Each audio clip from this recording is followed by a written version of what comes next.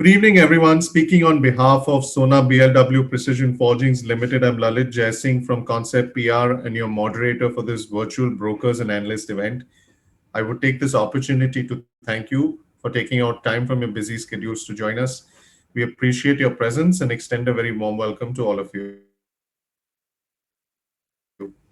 The objective of today's live session is to understand Sona BLW Precision Forging's interest in raising finance via an initial public offering and what they do as a business organization. Under a normal circumstance, this would have been an on-ground event, but we all are increasingly getting accustomed to this as a safer and a more convenient format of attending and conducting the roadshow. We hope you gather the same or a better experience from the comfort of your home and office. Before I review the functionality of the webinar, I would like to bring to light that the technology and innovation driven company manufactures highly engineered and mission critical automotive systems and components for OEMs across the globe. Its product offerings across both it has product offerings both across conventional and electrified powertrains. As per the Ricardo report in FY20, it stood as one of the top 10 players globally in the differential bevel gear market and was also amongst the top 10 globally for supply of starter motors. The company currently supplies differential assemblies, differential gears, EV traction motors to customers in the US, China, India for use in hybrid and battery electric passenger vehicles, hybrid and battery electric light commercial vehicles, electric two-wheelers, and electric three-wheelers. It is not dependent on a single product, vehicle segment, customer, or geography. You will be kept on mute throughout the event, and all questions will be answered via the Q&A chat box only, where you can type in your question in session or at the end of the webinar.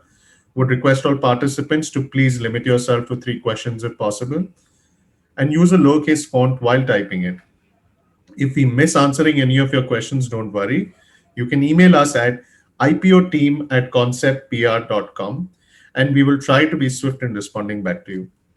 Going forward, it's a great pleasure to introduce our speakers of today. From the company, we have Mr. Vivek Vikram Singh, the Managing Director and Group Chief Executive Officer, and Mr. Rohit Nanda, the Group Chief Financial Officer. From the representation from the book running lead managers are Mr. Nitin Pasricha, Executive Director, Kotak Mahindra Capital Company Limited, Mr. Abhishek Joshi, Head of Equity Capital Markets, Credit Suisse Securities India Private Limited, Mr. Hiren Rai Pancholia, Director Capital Markets Group, JM Financial Limited, Mr. Varun Bail, Executive Director, JP Morgan India Private Limited, and Mr. Mangesh Gogre, Executive Director, Head of Equity Capital Markets, Nomura Financial Advisory and Securities India Private Limited. On behalf of the company and the lead managers to the issue, let me thank all participants for being a part of this session. And I now invite Mr. Varun Bail from JP Morgan to deliver the opening remark and commence the Recording in progress. conference. Recording stopped. Sorry. Thank you, Lalit. And welcome everyone to the broker and analyst meeting for Sonar BLW Precision Forging. We at JP Morgan are proud to bring Sonar Comstar to the public markets.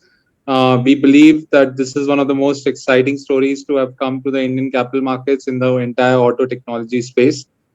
As Lalit sort of briefly outlined, Sonar Comstar is one of India's leading automotive technology companies, which manufactures and supplies mission-critical, highly engineered systems to its clients. Some of their key products include differential assemblies, differential gears, conventional and micro hybrid motors, VSG systems, EV traction motors. Vivek will actually take you some of those technical highlights of those products in a lot more eloquently and in a lot more detail than what I could do. But some of the key highlights that I would just like to bring to your attention is, I think just from a client-based perspective, I think the company really has a marquee client base. I think if you look at some of the key client highlights, they supply products to 6 out of top passenger car vehicle companies globally, 3 out of top 10 commercial vehicle makers, and 7 out of top 8 tractor vehicle OEMs globally. Getting global market leadership and continuously maintaining that is a sort of like an obsession for this company. I think if you look at their market leadership and market share in some of their key product lines, they have a 5% market share in differential bevel gears, 3% for starter motors globally, and 8.7% for differential assemblies. And that market share has consistently been growing over a period of time. This is truly a technology and an innovation-driven company with R&D at its core. A lot of capital and a lot of human capital that goes into the entire R&D focus for this business. Vivek and the management team will tell you, electrification, which is, I would say, is the single most important theme which is driving global automotive markets, is almost like an obsession for the company. I would say, unlike any of the other companies which are present in India, almost 40% of the overall revenues of this company come from battery electric vehicles and hybrid vehicles, which would make it one of the highest proportions for any company anywhere in the world. From a financial perspective, I would say the company operates on 3 key pillars where revenue growth, margins, and returns are equally important from a financial philosophy of the company. And if you look at the data which has been put out by CRISIL, I think if you compare the company to the top 10 listed auto component players in India, the company would be highest in terms of operating EBITDA margins, PAT margins, ROCE, and ROE. Apart from that, I think if you look at the company's track record and performance over a cycle, despite sort of multiple global slowdowns, COVID impact, the company has managed to maintain its growth and margins over a long period of time. If you look at the shareholder and the board profile of the company, it comprises of top-notch governance mechanisms. Blackstone and Sanjay Kapoor Group are the key shareholders of the company. Blackstone, which is one of the largest private equity firms in the world, also has two representative board directors on the company and will continue being the largest shareholder of the company following the IPO. Just in terms of key sort of IPO details, the issue is expected to be worth about 5,550 crores, out of which 300 crores would be primary proceeds, about 5,250 would be an offer for sale.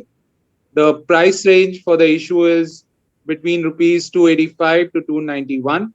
At the higher end of the price band, that would imply a dilution of about 32.7%. In terms of key milestones, we expect to open the anchor issue on June 11th, which is Friday, and the main book will open on June 14th. And in terms of further issue details, about 75% of the book will be for QIB, 15% for HNI, and 10% would be for retail shareholders. So without further ado, I will just hand over the virtual mic to Vivek, so he can actually walk you through the very exciting story of Sona Comstar. And we look forward to a very interactive session. Thank you. Thank you, Mr. Bell. You've made it relatively easy for Vivek, to take it through. Of course, you gave in a gist of the introduction of the company and the issues key highlights. Before the management begins with the presentation, we would like to put out a standard caveat. As a part of the IPO process, the company had sought approval from its key customers to allow it to use their name as a customer. Some of the customers have not consented to be named. You are therefore requested not to ask any customer-specific questions or name any customer specifically. The management will talk about those customers who they have consented to be named wherever it is relevant in the presentation and discussion. Without further ado, I would now request Mr. Vivek Vikram Singh and Mr. Rohat Nanda to take us through the organization's journey, the struggles, the victories, subsequently take the attendees through the company's investor presentation to cover its business and financial details, as well as touch upon its key strategies going forward. Vivek, over to you. Thank you, Lalit, and thank you, Varun, for that splendid introduction.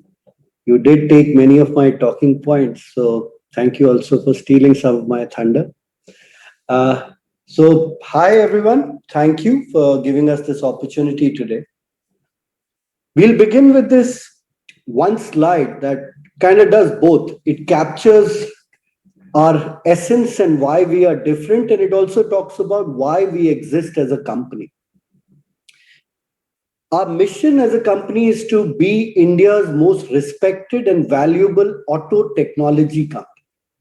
And it is by staying true to this ethos that we managed to achieve something quite unique. We're among a handful of companies today globally to have all three, which is large EV revenue share, good scale and high growth, while achieving and maintaining remarkable financial performance. I mean, sure, there are companies which are much larger than us in revenue and also profitable, but their share of EV or new technology revenue would be low single digits at best. And yes, there are also new and innovative EV-focused companies out there, usually in US, China, Taiwan, etc. But they're either small or have low to mediocre profitability and returns. Apart from 4 or 5 companies, I can't think of many more in the world who can tick all these 3 boxes, and certainly not anyone in India. Now, having begun at the end, let me go back to our origin story, if you will. Our 2 halves, the driveline half called Sona and the motor half called Comstar, started their lives separately around 25 years ago. Now, 25 years of history and as Lalit put it, struggles and sorrows and whatnot. It's too long to compress in a few minutes, so I'll just talk about the three key themes of our story. First, both Sona and Comstar get their technology via an illustrious parentage. Comstar was born out of Visteon, which was part of the Ford Motor Company, and that is where it got its high-performance starter motor technology from. Sona BLW was seeded by the Sona Group in India and then gained ownership of its precision forming technology from first partnering with Mitsubishi Materials of Japan and later acquiring BLW in Germany. And it is because of this unique mix of German design, Japanese manufacturing, and Indian frugal engineering that we have become arguably the best in the world in differential gears, whether it be performance, cost, or design. Second, our EV journey started back in 2016 with gears for electric vehicles. And when we saw that this new generation of gears required much higher precision and much higher torque, we saw our own unique inherent advantage. And in 2018, we decided to capitalize on this and vertically integrate it upwards to get into making the full differential assembly with the final reduction gear. This is something that almost no one else was doing in the EV space at that time. And to the best of our knowledge, we remain the only integrated gear to subsystem maker in the EV space even now. We also realized that ultimately the driveline will merge with the motor, and having electrical and electronics capabilities would become critical in making the electrified axle. Which brings me to our third message, that the integration of Sona and Comstar was not a matter of chance or arithmetic, but a deliberate act to get this technical capability to make what we feel is the heart of the electric vehicle: the motor, the drive, and the controller. It also had fairly sound commercial logic because Comstar had stellar financial metrics. So we effectively doubled our scale while maintaining our best-in-class profitability and return ratios. Now, being a product-centric company, we can't leave our products behind while we progress in the story. These are the real heroes of our story. So we start with the driveline parts, the differential assembly, and the gears. And as you can see, in electric vehicles, in cars, we supply differential assembly. In three-wheelers, we supply the differential assembly as well as the e-axle. And in the ICE segment, across passenger vehicle, commercial vehicle, and off-highway. In short, in the driveline business, anything that has more than two wheels, we have a product and we have the application. The thumb rule here is that as a vehicle becomes larger or the need of acceleration becomes higher, the torque requirement goes up, and hence our value proposition to our customer increases. So we become more valuable with increasing driveline complexity, which is actually why in electric vehicles we have become far more prominent. And I'll come to that a little later. Next, I come to the second category of products, our motor products. So we have starter motors that are used in all ICE and in all hybrid vehicles. Basically, anything that has an engine, however small, you will need a starter motor to start it. We then move on to the BSG system that is at the top left-hand side of your screen. That is a product designed exclusively for hybrid cars, where it acts as a starter for the engine as well as a generator of power. Now, it is quite a sophisticated product, being a smart motor. It has a lot of software and power electronics capability built in, and we're quite proud of having developed all of that in-house. In the end, I come to the last category of parts that we have, the traction motors. These are motors that literally drive the electric vehicle. Today, we are already in production for BLDC and PMSM motors of 1.5 to 5 kilowatt for two-wheeler and three-wheeler customer of ours, along with the motor control unit, which is actually the software and power electronics part of it, which is the device that controls the application of the motor And once again, we are very proud of having developed this in-house without any JV or technical collaboration. So with this, you can see we have a comprehensive product portfolio in both driveline as well as motors, and we cater to every single type of vehicle segment as well as every single type of powertrain, while electric vehicle is where we are most prominent in. Now, as to borrow Varun's word, or probably it's the other way around, but electrification is the one area that we are obsessed about. And this single-mindedness has yielded good results. Today, 14% of our revenue comes from sales to pure battery electric vehicle manufacturers, and 27% comes from hybrid and micro-hybrid vehicles. We are also quite proud that 1 in every 12 battery electric differential assemblies sold in 2020 was made by us. Now, this slide is slightly technical, and I would love to explain the nuances, but it'll take a little too long. So I'll just try to sum it up by saying that as the vehicle powertrain moves from ICE to micro hybrid to mild hybrid, and then finally onto our favorite powertrain, the full battery electric vehicle, we have increasingly more to offer to our customers. This happens for two reasons. One, we are moving up from providing components in ICE vehicles to subsystems and full systems in electric vehicles. So our value is higher because the product itself is far more sophisticated. And second, because the electric differential is far more complex and demands exponentially higher torque as well as NVH performance.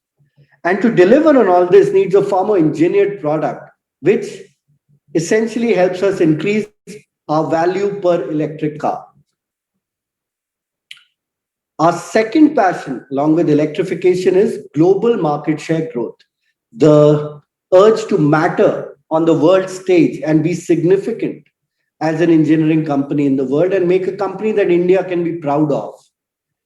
Today, we are very happy to say that we serve 6 of the world's top 10 car makers, 3 of the top 10 truck makers, and 8 of the top 10 tractor makers of the world.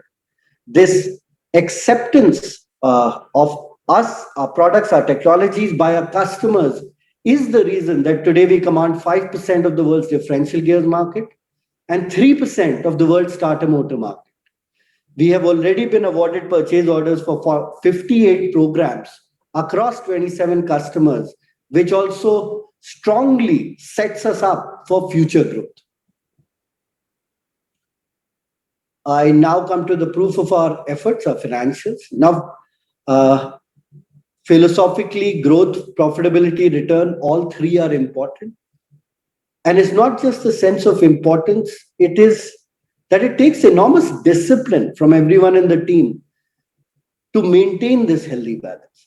The ability to walk away if this balance is not being met. And it is because of this laser focus that we managed to demonstrate 20% revenue growth, over 27% EBITDA margin, and at least 35% return on equity consistently for the last 3 years. I will not go into too much comparisons with others because every one of us is on our own journey. But in short, we will have excellent financials regardless of the comparator set chosen, be it global EV players or the top 10 domestic autocom companies. And I believe this is so because we have chosen to be different. Instead of chasing revenue and volume, we have gone and will continue to go after business that fits both our technology advantage as well as our return expectations. Now, all our plans, targets, ambitions, strategies, they all rest on the foundation of our values of integrity, vitality, frugality, and agility. And these are not just words on a wall in some corporate office somewhere. They truly drive our actions. What we do is who we are, and hopefully even to you all, we'll be able to demonstrate this in the years to come. We truly also believe in doing the right thing, irrespective of the cost it entails, or whether someone is noticing or not. On the highlights, let me give an overview of the 6 things that which we think make us exciting or at least interesting. So first up, EV. Second, but always prime in our heart, how we have built deep moats around our business through substantial R&D and original research, which is very, very different from the reverse engineering approach that one often sees. Our products, EV or traditional, are not clones of existing products, but they're built ground up using first principles. Third, Rohit will talk about how we've managed to build a truly global business. Fourth, diversification, which is very important to us. 75% of our revenue comes from international markets, and it's spread across all major markets, US, Europe, India, as well as China. Fifth, our financial numbers, and last, our board and our promoters, Sanjay and the Blackstone Group, who've always been super involved, super supportive of all these bold moves that we have been making. Next, please. See, on electrification, I guess all of you are with me when I say that when all the 3 main stakeholders, the regulators, the customers, as well as the automakers, they fully embrace a change, it becomes immutable, it becomes inevitable. What it does is today we have this brave new world of new problems and new ways to solve them. We took this plunge in 2016 and invested in R&D to come up with the right products at the right cost for the EV market. Now, current projections state that the electric vehicle market will grow by 5 times in the next 5 years.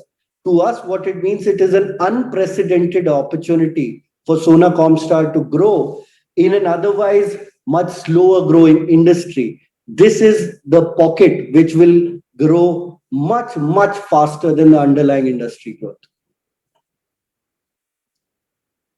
Now, with 14% revenue already coming from battery electric and 27% more coming from hybrid and micro hybrid, Sona Comstar, as Varun rightly said, is not only the front runner in India, but amongst the top few auto technology companies globally. And this achievement has come because we've been able to provide our customers with high power density products, which is what is the need for electric vehicles. Electric vehicles have a much higher torque requirement, for which they need higher power output with lower weight. And we've been able to satisfy this need. And hence, we have gone from 0 to 8.7% of the global BEV market in less than 3 years. In the motor business also, we've made good strides. We became India's first company to make a 48-volt BSG system and launching BLDC and PMSM traction motor for the Indian market. Now, again, the good news here is that our EV presence is not just a flash in the pan, a one-time win with one customer. We have built a very diversified order book, and we have built solid momentum. We started with one order win in 2016, and while it took us 4 years to win 6 more orders, in just 1 year, FY21, we were able to win 8 new EV programs. So in total today, we have been awarded purchase orders for 15 EV programs across 10 different customers and 5 different products. 8 of these are already in serial production, and the rest of them, as you can see on the screen there, will enter production in 2021 or latest 2022.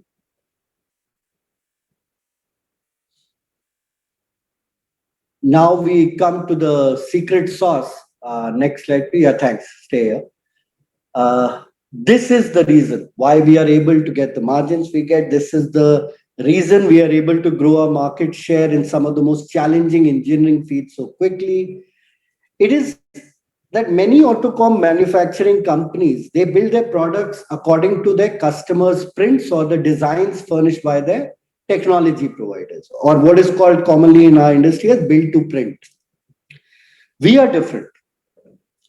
Our products, like I said before, are not clones of existing products or reverse engineered.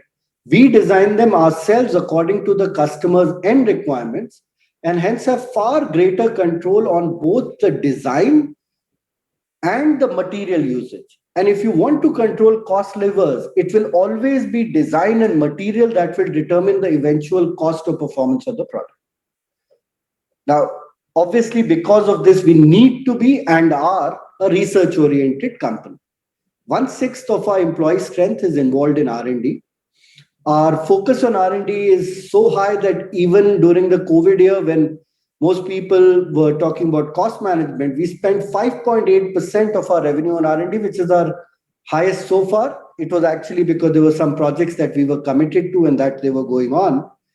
And if you even look at us in comparison with others and you take an average, let's take out the peaks and the troughs, 3.3% of revenue is a fairly decent R&D spend for any company in our sector.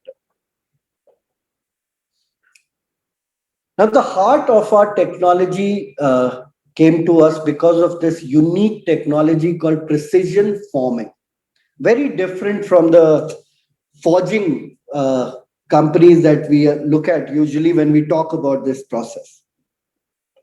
What we do is we design the gear's truth profile ourselves. We make the die to make that gear tooth ourselves, and we choose the optimal material selection ourselves. As a result of it, the net formed, as we call it, the final shape of the gear is made through the forging process. What that does is that there is almost minimal machining requirement. And because of that, if you compare this gear with a machine gear, it is not only far stronger, much higher durability and much life, it is also much lighter and much cheaper to produce. So while it is cheaper for us, for a customer, it gives higher performance as well as more lightweightedness, which is what the customer wants. So it is one of those unique win-win situations that we can command a higher gross margin by using less material and using far less process time. The customer also benefits because he gets a higher performance and a lighter product compared to the competing products. This is also accentuated by our gear design software capability. As you will all know, the advancement of technology in electronics and software has been what is driving new mobility trends in recent years. And recognizing this tectonic shift, we directed our efforts early on to develop in-house capabilities for embedded software, as well as enabling algorithms, cybersecurity, functional safety, onboard diagnostics, and over-the-air updates for our customers' vehicles. Our software capabilities, coupled with our long experience in electric motor design and our unequaled competence in gear technology, position Sona Comstar as a supplier to go to for the most demanding needs of electric vehicles powertrains. And now to speak about how we built a global company, manage risk by strong diversification, and built even stronger financials as a result of all this, I will invite our Group CFO, Rohit, to speak to you. Rohit? Thank you, Vivek. We are a company of Indian origin, but our business model and product outreach makes us a truly global company. We are the market leaders for differential gears in India, with a market share of 55 to 60% in passenger vehicles and 81 to 90% in both commercial vehicles and tractors. Increasing trend of multi-axle PVs, CVs and tractors is expected to be supportive of our growth in India. Electric vehicles demand higher torque, lightweight and stringent NVH characteristics of its drivetrain. Our domain knowledge of forged gears along with enhanced capabilities to manufacture differential assemblies puts us in a strong position to cater to this market segment. We now command 8.7% market share of the global BEV differential assembly market. We are also amongst the top 10 players in the global differential gears and starter motor segments with a market share of 5 and 3% respectively. We supply our products to marquee global OEMs and Tier 1 customers, and we enjoy long-standing relationships with majority of them. We are very proud to share that we have never ever lost a single customer in the lifespan of the company. We have received customer testaments in the form of 38 awards over the last 10 years. Today, we are servicing our customers in India and across continents with our 6 primary manufacturing facilities and 5 warehouses located in India. We also have 3 R&D centers situated in India. Our customer fulfillment is supported by our final assembly plants in the United States, Mexico, and China, along with 3 international warehouses. This strategy of ours has helped us maintain healthy relationship with our customers while being in close proximity for their global launches. Next one, please. Now, this slide has a lot of statistics, so let me talk only about the key takeaways here. The first takeaway is that only 25% of our revenue comes from the pure ICE dependent vehicles. Second, although we have a dominant market share in India, 75% of our revenue comes from markets outside of India. We are also one of the very few players to have meaningful share of revenue from the Chinese market, which is the world's largest and also most EV-centric car market.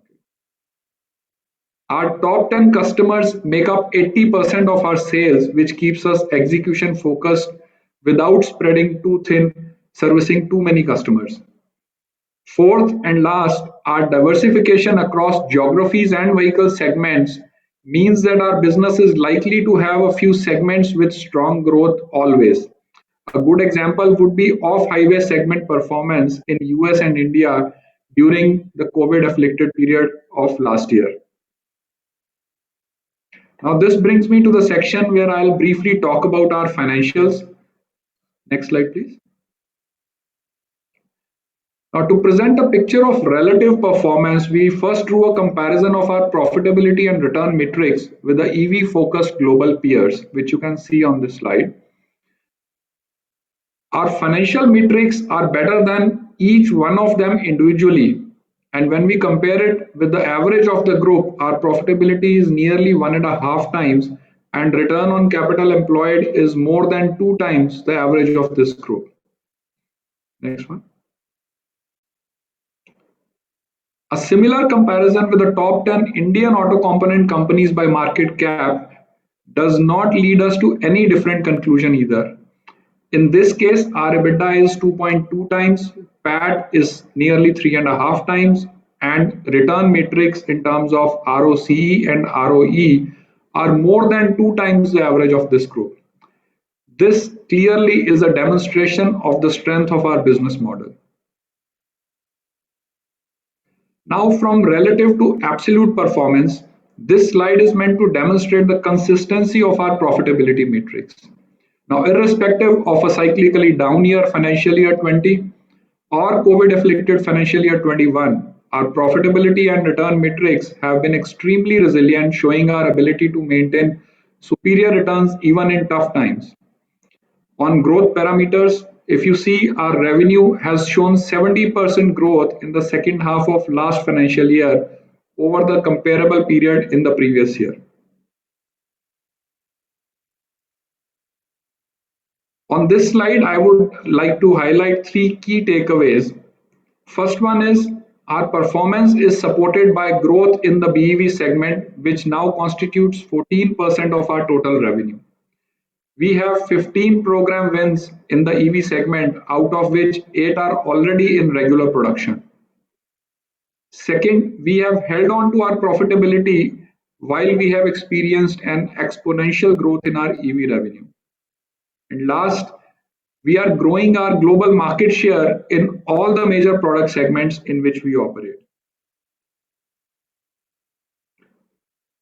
Next one, please. Now, I'll just briefly introduce our eminent board to you. We have an 8-member board, wherein Chairman Mr. Sanjay Kapoor and 2 Blackstone nominee directors, Mr. Amit Dixit and Mr. Ganesh Mani, represent the shareholders on the board. In terms of independent directors, we have eminent persons like Mr. Prasann Firodia of Force Motors, Ms. Shraddha Suri of Subros, Mr. BVR Subbu, who's an ex-president of Hyundai Motors India, and lastly, Mr. Jeff Overly, who's had long experience in auto giants like GM and Delphi. Last but not the least, the eighth member on the board is Mr. Vivek Vikram Singh, who's our MD and Group CEO. This now brings me to the last slide of the presentation, for which I'll request Vivek to take it over and talk you through the last slide. Over to you, Vivek. Thanks, Rohit. So we'd like to end our presentation with the very slide that we began with. That if there is one thing I would like for you to take away from this entire presentation is that we are a company that combines three attractive attributes: a sizable and growing electric vehicle business, good scale with high growth future, and stellar financial metrics, which are comparable to the best in any industry, not just automotive. With that, I thank you so much for your time and patience and allowing us to tell you our story. Thank you. Thank you, Mr. Singh, Mr. Nanda, for taking us through the presentation. Most of the major global OEMs have one or more electric or hybrid car models in their portfolios nowadays. Demand for electric two-wheelers and three-wheelers is expected to grow at a CAGR of 72% and 46% respectively between FY21 and 26. The momentum of EV is being driven by the global recognition of the need for clean mobility norms, targets, and incentives for EV adoption. We hope the attendees have captured enough and more understanding of Sona BLW Precision Forging's business model, its financials, and diversified product offerings. Before the floor is open to the participants to ask their questions, I would like to reiterate to type in your name and organization details in the Q&A chat box for the moderator to take note and address your query. Note, in the interest of time, we will be restricting to 15 to 20 questions only, and repetitive questions will be skipped. So we'll just give a moment for the audience to consume and communicate their questions. But could you give a highlight and your opinion on what the automotive sector outlook looks like domestically and globally, considering the electrification of vehicles and development of hybrids and advanced driver assistant technologies and power storage activities happening? Sorry, Lalit, could you repeat that? I didn't get it. From electrification of vehicles, development of hybrids, advanced driver assisted technologies, power storage activities happening, what is your automotive sector outlook, be it domestic or global, considering that there have been many governments implementing grants and subsidies? So there are many changes happening in our industry. Like I said, I have to restrict myself to the confines of the RHP, so I can't speak at my leisure on some of these subjects. But I don't think we should look at subsidies and grants to drive our behavior as an industry. Mobility has to get cleaner, it has to get more efficient, and it has to work for more and more people. In order for mobility to do that, it has to evolve. Electrification is one way. Autonomous, like you mentioned, could be another, but there will be many other changes in the very nature of how transport works for human beings. We are merely scratching the surface. Yes, electrification is our obsession now. In the future, there will be many more avenues in mobility that we would want to, and as a inquisitive R&D focused companies, will like to explore. Okay, sir. You've received 36%, 26%, 25%, 7% of your FY21 income from North America, Europe, India, and China. Will the inflows stay the same in the near and long term? What are the other markets you've started catering to? So, again, I can't talk about future numbers, only the past. However, as you know, the automotive industry is fairly well established. Mobility trends don't reverse overnight. The largest market in the world is China, followed by Europe, North America, and then India, Japan, and Korea virtually at the equal size. So, if the larger part of the automotive market is these, our revenue would also tend to come from them. One year, one segment or one geography might be higher than the other. It happens due to macroeconomic reasons as well as particular vehicle segments that we are catering to those reasons. So, while it will vary broadly, it should stay in the same line. We're not looking at entering too many new markets. We have written in our RHP that we will look to mine Europe far more for our differential gear business. That's one of our strategies. But yeah, we will tend to operate in these four big markets. If you look at them, they cover between them 80% of the world. Okay, so there's a question which asks, since we've provided integrated solutions to our OEM and Tier 1 customers from design to test, on whom does the product liability rest in case something were to go wrong, or there are any accidents or product recalls? Very interesting question. And if you're a system provider, the liability for that product would lie with you, as would the accountability. And we're very proud of keeping accountability. We've had a 22-year operating history and we haven't ever had one of these incidents. But as a cautious company, we cover this with insurance. Rohit can add more to this. We have adequate insurance coverage, or actually, I would say more than adequate insurance coverage to cover the eventuality. However, the products we supply are not safety products in that sense. They're not brakes or steering systems and or airbags or so slightly lower. But yes, there is product liability. It will belong to the system maker. Where we make components, of course, then it shifts to whoever is the system supplier. Rohit, you want to add on that? Yeah, so we do have a product liability insurance policy that we take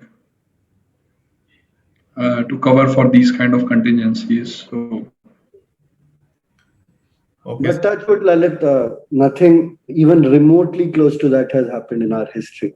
Okay, so to your top 10 customers provide 79% of your revenues. Would you see that as a concentration risk? Not at all. I mean, compared to other industries, sure.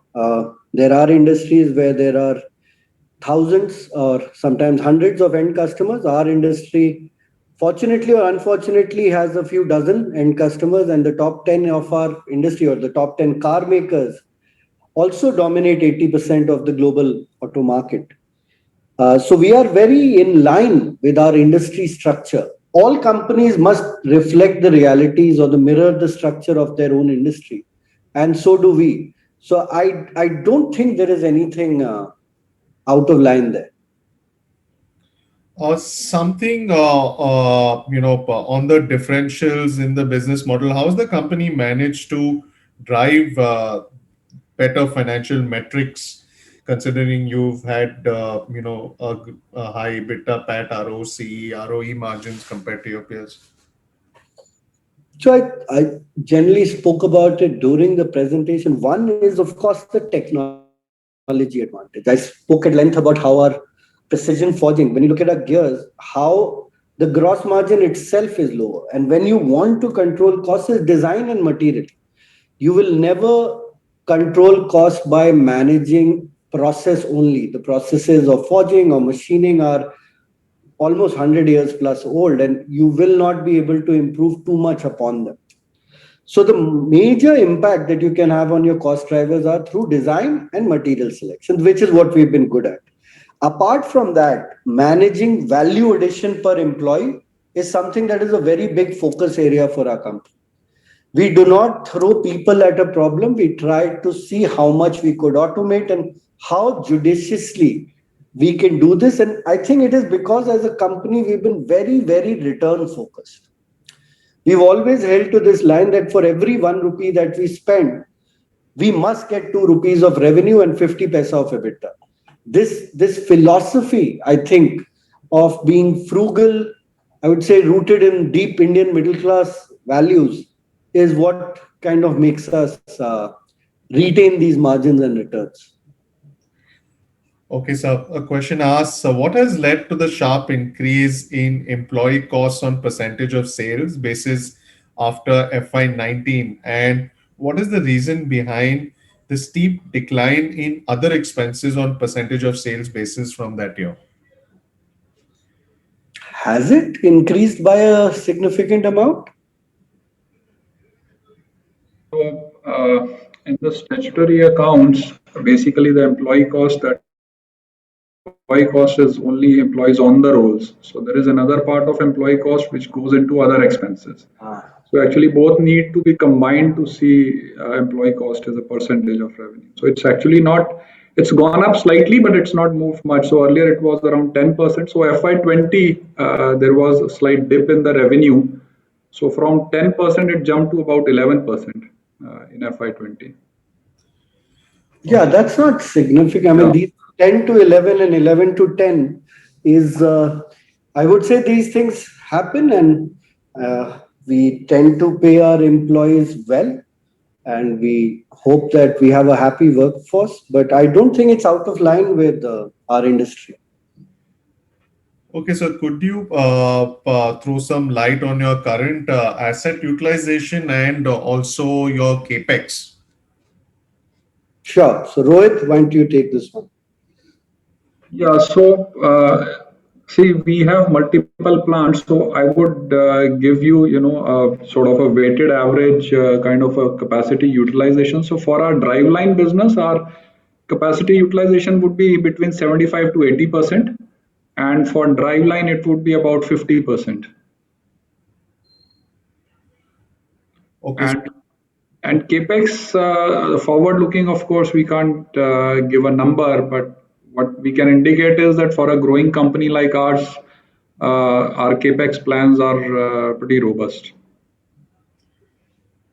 Okay, so there's a question which asks that, it is believed that the subsidies are driving the growth of the electric vehicles. By which time do you think that the technological advancement will make BEV growth without the subsidies? I mean, I can't ask the question, unfortunately. Are we talking about the Indian market, or actually our EV sales right now are largely to USA and China, and Indian EV sales are very low. So I don't know where we are talking about and what subsidies. So I can try to answer it in general. Like I opened subsidies and grants, and these just by nature of their being are ephemeral. It's a form of arbitrage in a way, and it will go away with time. So any business model that exists to exploit momentary temporal advantages is not sustainable. The customers we supply to, I don't think they fall in that category, and they are almost all large global automakers. There are few who are Indian EV players who are more of the startup variety, but that's not a very large part of our EV revenue. Okay, so there's a question which states that, with respect to production capacity and actual production of various products, there seems to be some lag in the figures. Is there any reason behind the less utilization levels? Bilkul, sir. COVID-19, 1 quarter of very, very low utilization can skew all numbers. When you look at FY21 and factor in the first quarter, every number gets, it's just very hard to do, look at a full financial in an aggregate form with such a disrupted quarter. So there are issues, but I won't say there are too many actual fluctuations. The fluctuations were all because of the pandemic. Hopefully, and this is obviously no one can predict how this will go. Hopefully, we soon see the end of this and we can go on to normal times, and then conversations around comparisons of different quarters and capacity utilizations would be more meaningful. So, any specific measures that you would like to highlight on COVID that you've taken as an organization? Actually, the one I was the proudest of was that we had gone through this entire pandemic for 15 months without losing anyone. But unfortunately, I can't say that anymore. So, yeah, we've taken a lot of other measures for employees. Cost measures and all, I'm not going to talk about because those measures are what make a business run. Business runs on its people. So, yeah, we took a lot of measures. Most of them worked. We had one casualty last week. So, there is that. Sorry for your loss, sir. There's a question which asks, how much is the cash conversion days right now? That I think Rohit will answer. Talking about net working capital cycle. It's a generic question, sir. It does not give any indication. So our NWC cycle is about 85 days. Okay. There's a question which asks that since we provide, okay, this question is completely asked. It's just a minute.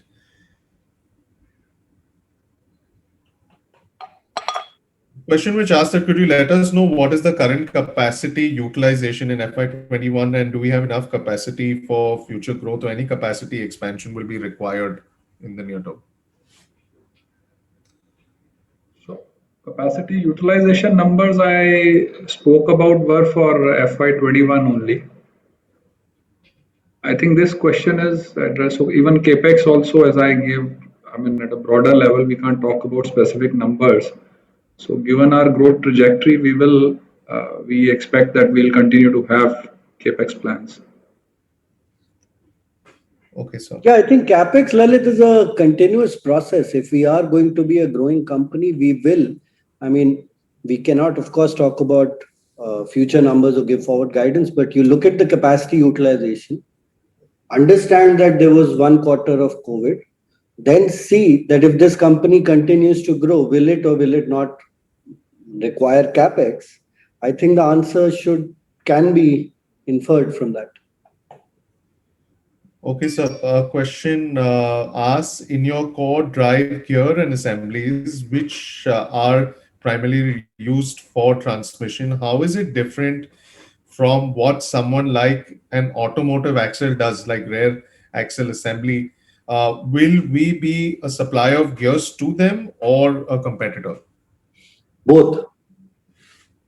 So we actually, it is the answer is not a if question, it is a is it or not. Yeah, so automotive axle is one of our customers and it is one of our competitors, but automotive axle specializes more in CV, differential assemblies and axles.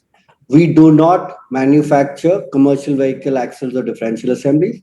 We only make passenger vehicle differential assemblies, and that too only for electric vehicles. So if automotive axles were to try and get into electric vehicle differential assemblies, we will compete, and we will gladly compete as we do with some of our other customers. Okay. Could you specify the reason for the exceptional gain in the P&L account in FY20? So, Lalit, while I'll just explain what it is about, but whosoever is asking, in fact, for everyone, I will urge you to look up for our pro forma financials because they truly reflect, the businesses that we currently have. So, FY20, we sold significant portion of our stake in our European business, and on account of that, our stake fell below 20% and we had to do deconsolidation of that business. So that 232 crores of gain is basically a reversal of accumulated losses which were there because of that business. So that's where the exceptional gain is coming from. So there's a question with respect to the EBITDA margins. Could you give an indication of it by product, by powertrain, and by geography? No, so I don't think that we sort of track it that way, and neither do we intend to sort of give out those numbers in that fashion. Yeah. So we track it on an overall basis for both the businesses put together. So if you look at the last 4 years financials, our EBITDA margins have hovered between 26 to 28%. So that's the range which we have been in. Okay, sir. Your inventory and receivables have gone up significantly in FY21, leading to poor cash flows from operations. What happened? If you could please explain here. Sure. See, again, this is one of the anomalies because of 1 quarter revenue not being there or being very low. So the right way of looking at it would be to look at only Q4 revenues. So if we use Q4 revenues as the basis, then in terms of number of days, it's actually not gone up. So it is within our normal range of 85 to 90 days. So as of March end, it was actually 84 days. Okay, sir. 75% of your revenues is coming from exports. You have a huge exposure to forex and, of course, the volatility. Do you have any kind of hedging policy? Yeah, we do have a hedging policy which has been duly approved by our board. So, what we do to take care of our forex exposure is we hedge 75% of the following 12 months exposure. We keep hedged at all the times. So that's the hedging policy we follow, and we follow it diligently month on month. Okay, so there's a question which asks that, what kind of competitive advantage do we have when it comes to precision forging? Is it something that could be done easily by other auto ancillaries over a period of time? Vivek? If it was easy, they would be doing it. See, if it was easy to do something and make 27% EBITDA and 35% margins, many more people would be doing it. And, as they say in Hindi, pratyaksh ko praman ki avashyakta nahi hoti. It is right there in front of you. If it wasn't, it wouldn't be, right? So it's a fact. It is a technology that was invented by a German company, then perfected by a Japanese company, and then a steel company added its metallurgy knowledge to it. It has taken decades to come to the shape where it is. It is a tough one. There are people, no doubt, who do precision forging, but to have precision forging along with gear design and die making, all three in one. See, the knowledge of the process is not very hard, right? The process, if you see it, it's replicable. The equipment can be purchased again. The gear design software, the micro geometry, and there is a very technical reason to it, which goes from how spheres are not the most perfect shape in the world and ellipses are. And to design an ellipse by cutting is almost impossible because you can do 5-axis, 6-axis, it doesn't matter. You literally have to have infinite axis to give a pure elliptical shape. I know I'm going off the rails here on the technical tangent, but it is that you give an elliptical fillet in the gear which gives the perfect locking as well as rolling. So it can roll as well as lock at the same time, and that can only come via the forging route. There are 3 or 4 companies who can do this in the world, and of those, I would say only 2 are there who also know how to make dies. None of them are in India, for sure. So, yeah. There's a question which asks, sir, that, the product design, the architecture process, is everything done in-house? Or do you outsource some of these aspects? We outsource some things like machining, which is a slightly low, and that also, I think soft machining is all that we outsource. We outsource some other activities like sorting and visual inspection, basically lower end, but nothing technical is outsourced. And those are outsourced to smaller, I would say, machining, etc., vendors who are there, or something like a billet cutting, right? Like very basic operations sometimes outsourced. So, given that the EV space is going to see a lot of focus, and there's going to be sustainability, possibly consolidation over the next 5-10 years, how do you choose your EV OEM and cover your exposure? I'm not going to be arrogant enough to pretend that we choose them. I think we are lucky enough that they choose us. All customers who choose us, we work with them as long as our return and pricing expectations are met. We are honored to work with all of them. We don't choose our partners. They typically choose us, and then sometimes we do go approach them and humbly submit and ask for their business.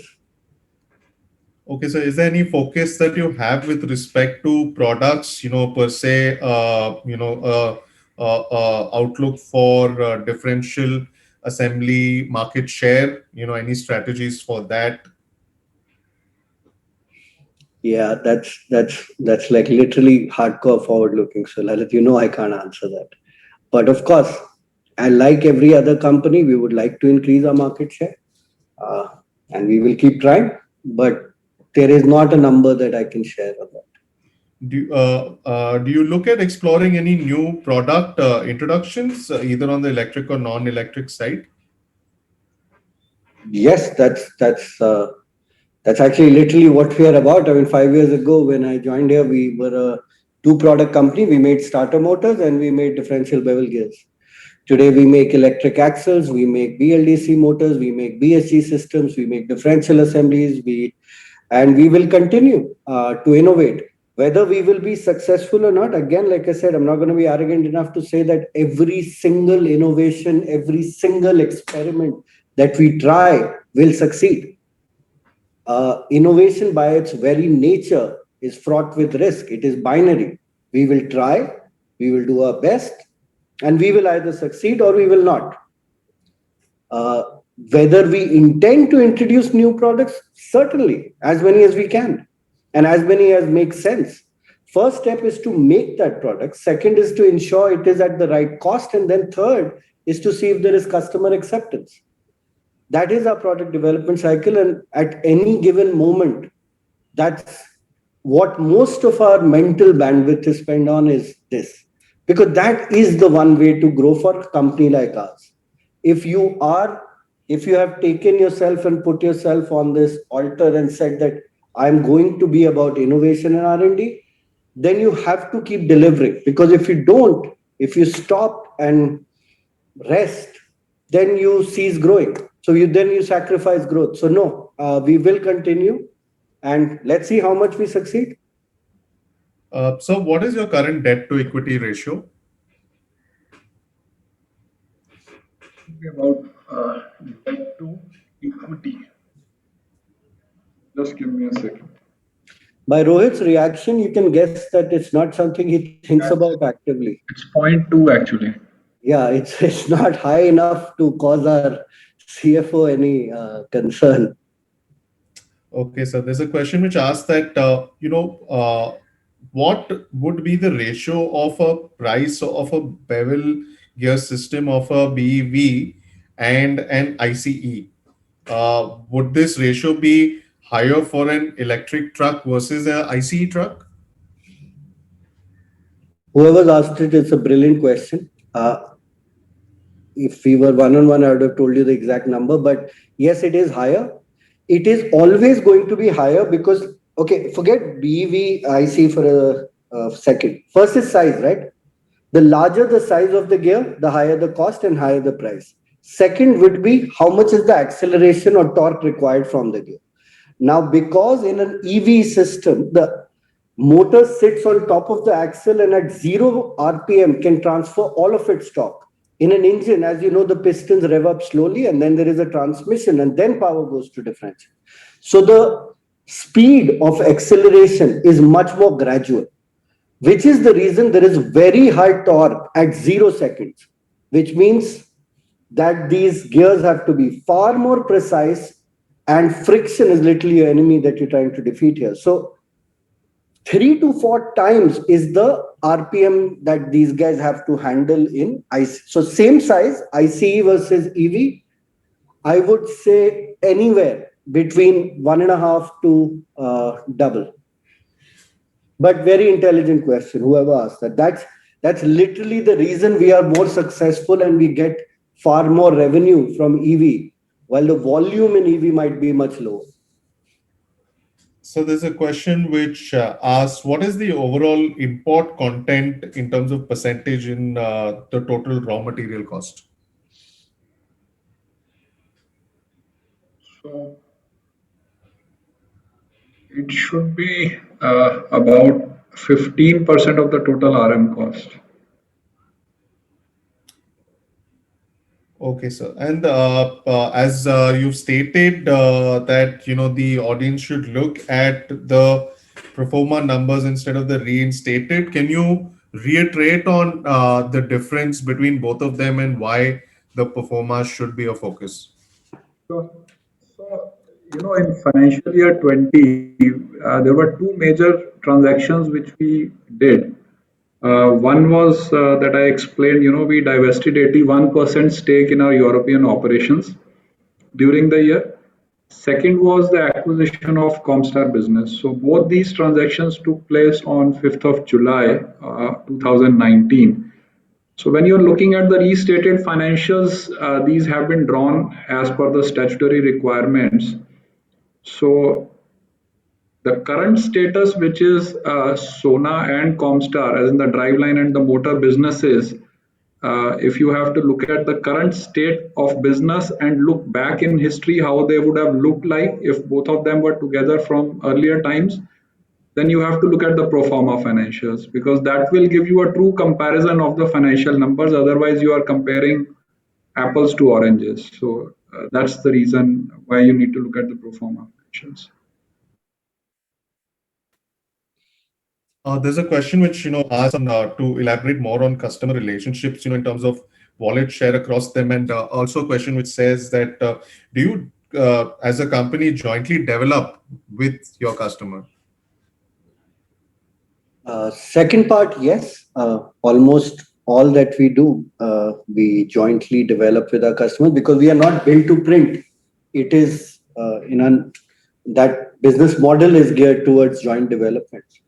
On first part, that's not something we track internally or get audited by a third party, so it's not something we can share. But for a large number of our customers, the products we supply, we are either the sole supplier or one of two. Very, very rarely would we supply anywhere where we'd be one of three. Because as soon as you have 3 to 4 suppliers, you are a commodity, and hence you don't have a product differentiation or a margin differentiation. Okay, so another technical question which asks that can your products be produced by using sintering? It's a very good question again, actually. And we have been exploring that for a while. The driveline parts, no. So I wish I had more time to explain this one. Again, this is to do with motion. So how sintering works, and whoever asked this deserves the right to a good answer. Sintering works by layer upon layer of laying the material. What that does is there are no threads. And if you look at steel under a microscope, there are almost long threads running through it. If you cut the threads, that's what makes the integrity of the steel weaker.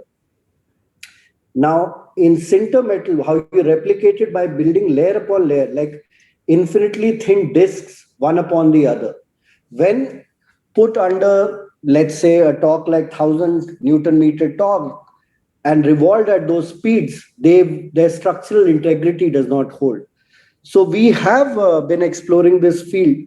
It is quite interesting from an engineering perspective because the potential is very high. I don't think it would come for moving parts and high motion parts like differential gear parts. However, non-moving parts, I think there is a great application. So it's something worth studying. Not a threat to our current parts, but I would say there are a lot of parts in an automobile, even in the axle parts, that do not move. They don't have a motion thing and hence do not have torsion that they have to counteract. And I think Sinter Metal could be sensible there. I still think there is a way to go. Whoever asked this, you should also then read up on Sinter Metal versus 3D printing, because there are now carbon-based compounds which are as effective, or if not more so, than Sinter Metal. So that is also something we are studying in our R&D activities. Okay, sir. There's a question which asks that, what is the role that is being currently played by Blackstone in the company? Do they have any presence in any other global, or global auto industry? Not currently, but they have significant experience of having owned automotive companies. I don't know if the audience is aware, but American Axle was once upon a time owned by Blackstone. TRW, which is a large steering player, which was later bought by ZF, was owned by Blackstone. They do have Gates Group, which has some automotive parts, but it's not a major automotive supplier. So yes, they have a history of large industrial manufacturing, and that entire, I would say, knowledge pool is available. I mean, to a company such as ourselves, which is medium sized, and to a young management team like Rohit and me, to have those resources, like to even be able to talk to, like Dave Calhoun, who's now the CEO of Boeing, Harish Manwani, who was the CEO of Unilever, Jeff Overley, who also sits on our board, who's worked years in General Motors and Delphi, and have the great fortune of having that wisdom available to us to guide us, that you can't put a money value to that. And I think being part of a large network, large sponsor, also opens many doors. There are resources available that weren't there before, and that is a great help to us. Also, of course, Blackstone being a financial investor, there is a large financial discipline, which I would like to say that we would have in any case, but it doesn't hurt, right? That you have someone that you have to every month report to and give those numbers. It keeps you on the straight and narrow. Thank you, sir. Given this, whatever questions that have been unanswered, we'll definitely look at and respond back to them in consent with the company. As of now, we end the Q&A session, and thank you everyone for showing interest in knowing more about the company, its leadership, and its future potential. I would now like to call upon Mr. Abhishek Joshi from Credit Suisse Securities India Private Limited to make the closing speech before we end today's webinar. Thanks, Lalit. On behalf of Credit Suisse and all the other BRLMs, I'd like to take this opportunity to thank Vivek, Rohit, the management team at Sona, Blackstone, and Mr. Sanjay Kapoor for giving us all the opportunity to be part of the exciting listing journey of this fantastic company. We all are very, very excited and believe strongly in the growth potential of this company. And this growth potential, to our minds, has been strongly validated by the phenomenal reception that they have received amongst the institutional investors across the globe. I think you all will be very pleasantly surprised with the strong quality of the anchor book that will be made public on Friday, 11th of June. With that, I'd just like to take a moment to remind you of the key dates and some key numbers relating to this offering. So the anchor book opens and closes on Friday, the 11th of June, and the main book opens on the 14th of June, Monday, and closes on Wednesday, the 16th of June. The price band is 285 to 291 rupees. We'd like to thank all of you for taking the time for attending this presentation today, and we look to your support to make this an extremely successful listing. Thank you once again for attending this presentation. Thank you, Mr. Esteemed audience. We've now come to the end of the webinar. We look forward to your participation and support on making this initial public offering a great success. Wishing you all a great day and keep safe. Thank you very much.